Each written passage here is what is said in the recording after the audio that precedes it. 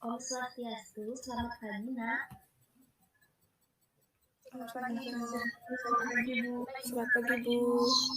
Bagaimana kabar kalian hari ini nak? Apakah ada yang tidak hadir? Baik Ibu, semua hadir Ibu. Ya, bagus sekali ya semuanya hadir. Sebelumnya, Ibu ingin bertanya terlebih dahulu pada Anda. Apakah ada yang tahu peristiwa yang sedang dialami sekarang sehingga berdampak pada segala sektor yang ada?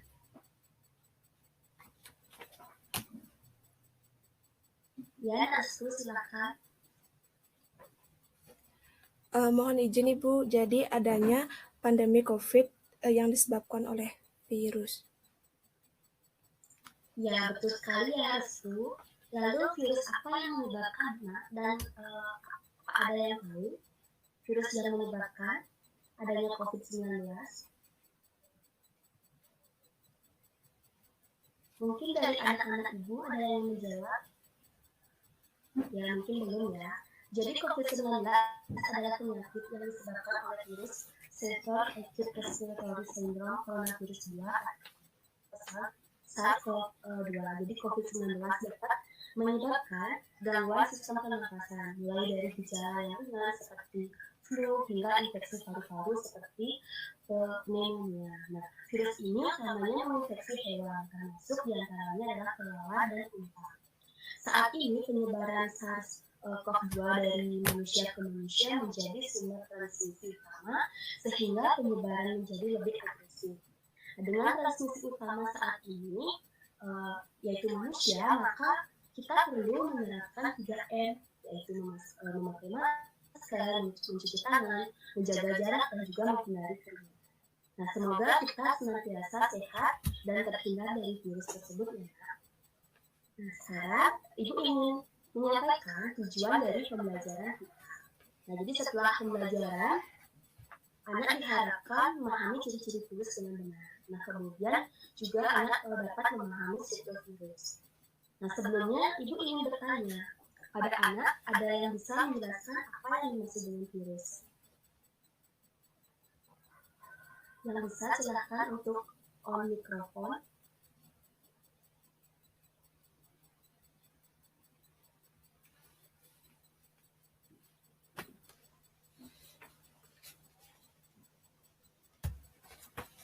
Bagaimana nak? Apakah suara Ibu terdengar? Terdengar, Ibu. Ya, apakah ada yang bisa menjawab pertanyaan Ibu mengenai pengertian dari virus? Mohon izin Ibu, mohon ada kekurangan sinyal. Jadi, Opi silahkan. Jadi virus adalah parasit berukuran mikroskopik yang menginfeksi sel organisme biologis Ibu. Ya, benar sekali anak, terima kasih. Jadi virus hanya dapat bereproduksi di dalam material hidup dengan menginvasi dan memanfaatkan sel makhluk hidup. Karena virus tidak memiliki perlengkapan selular untuk bereproduksi sendiri. Nah, sekarang Ibu ingin bertanya lagi, mengapa virus dikatakan benda mati dan virus dikatakan benda hidup? Ada yang tahu? Silakan. Mohon izin Ibu. Ya, Anissa, silakan. Jadi virus ini memiliki DNA dan bisa berkembang biak dalam sel hidup Ibu.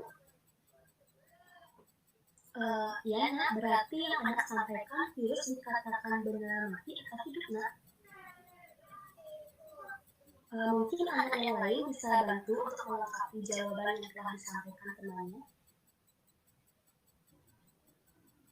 Mohon izin Ibu. Ya nak, Ina, silahkan.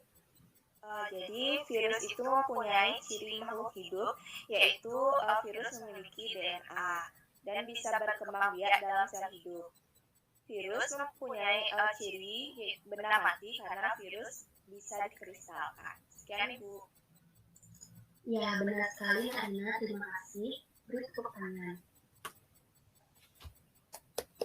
Baik, sekarang bagaimana ciri-ciri virus nak? Apakah ada yang tahu?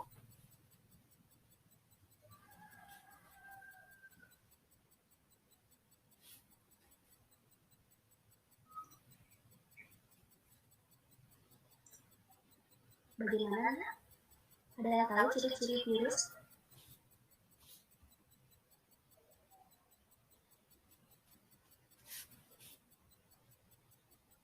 Mungkin Nak Putri bisa bantu Ibu.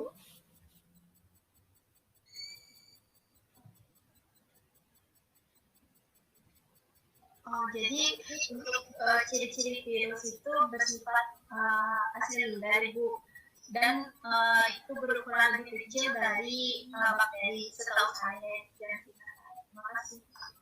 Ya, bagus Nak. Apa itu saja? Mungkin anak yang lain bisa menambahkan.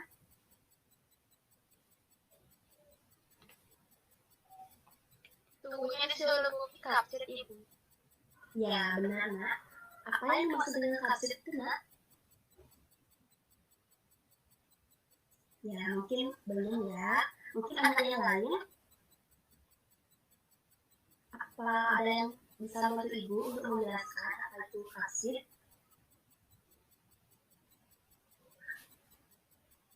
Ini Andi.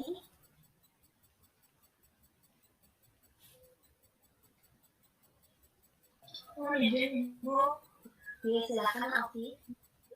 Jadi kapsir itu adalah protein yang menjadi RNA atau DNA dari gangguan luar tubuh, Ibu. Nih, terima kasih Nak Alfi. Nah tadi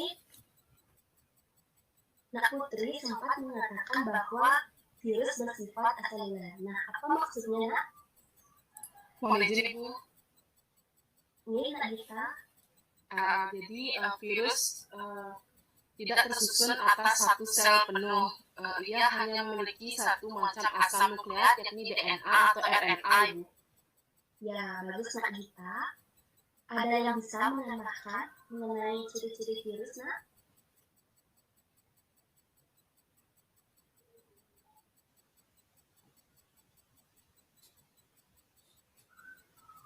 Mungkin izin, Ibu.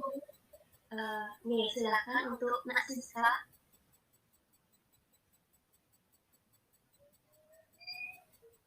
Memerlukan asam nukleat untuk berproduksi dan dapat dikristalkan, Ibu. Nih, terima kasih. Ada jawaban yang lain? Mohon izin Ibu. Ini Nak Rina, silakan. Tidak melakukan aktivitas metabolisme karena memiliki histoplasma dan tidak membelah diri, Ibu. Ya, terima kasih Nak. Semua jawaban Anak benar. Terima kasih ya Nak, sangat antusias dalam pembelajaran hari ini. Nah, Ibu ingin menambahkan sedikit. Jadi virus juga memiliki bentuk yang sangat variatif. Ada yang berbentuk silinder, poliedra, oval, dan ada pula yang bentuknya kompleks.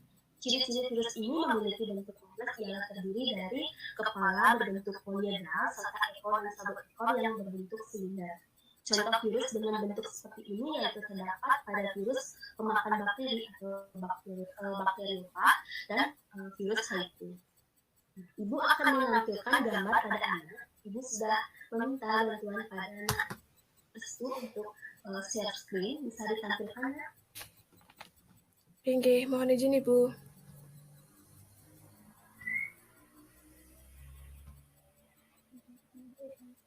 Nggih.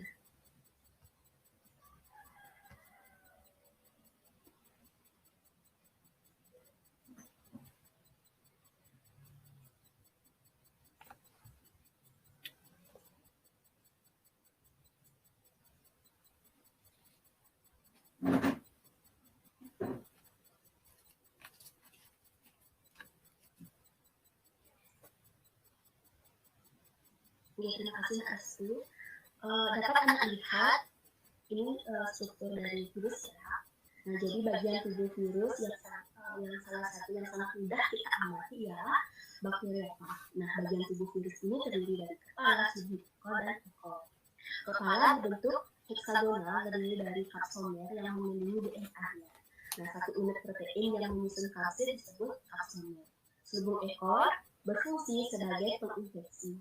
Sabuk-sabuk ekor terdapat di dasar kerudung ekor yang memiliki fungsi sebagai penerima rasa.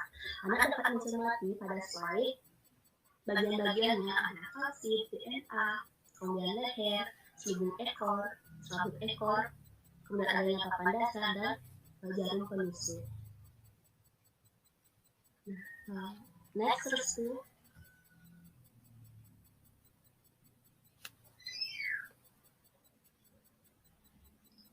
Nah, selanjutnya, virus yang memiliki bentuk kompleks selain bakteriofa itu terdapat virus HIV. Jadi, anak dapat mencermati struktur virus HIV terlebih dahulu ya, nak.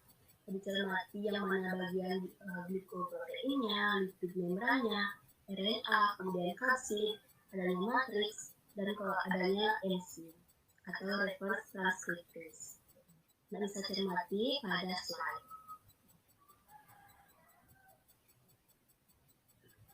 Nah, dari apa yang sudah ditampilkan, Anda bisa cermati terlebih dahulu strukturnya.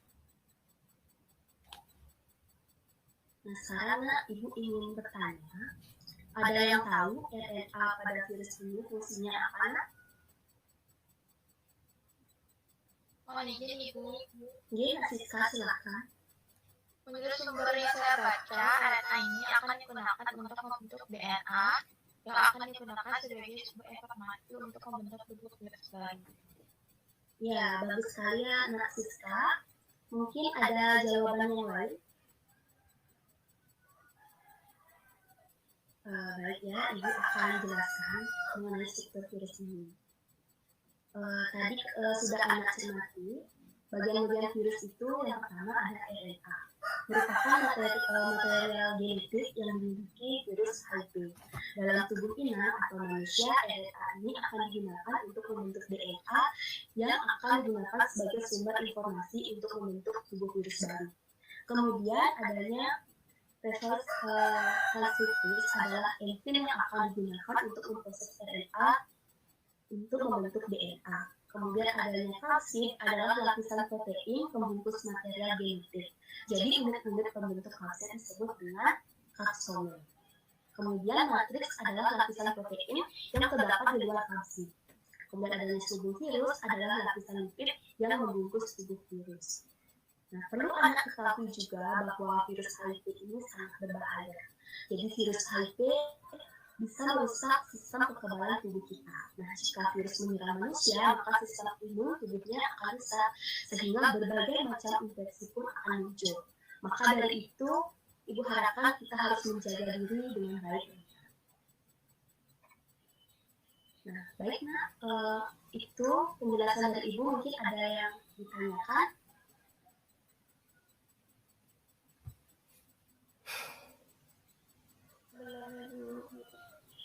Ini karena belum, Ibu lanjutkan.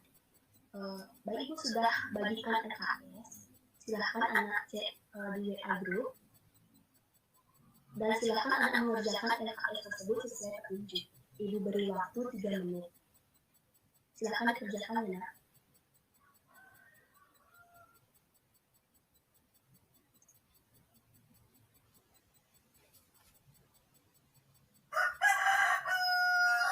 Baik, karena waktu sudah habis, silakan perwakilan kelompok menyelesaikan pekerjaannya.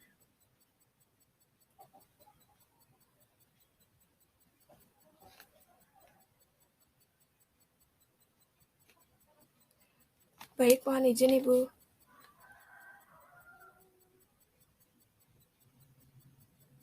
Ini Asu, silakan. Jadi mohon izin, saya Restu Mahendri akan memaparkan hasil diskusi kelompok.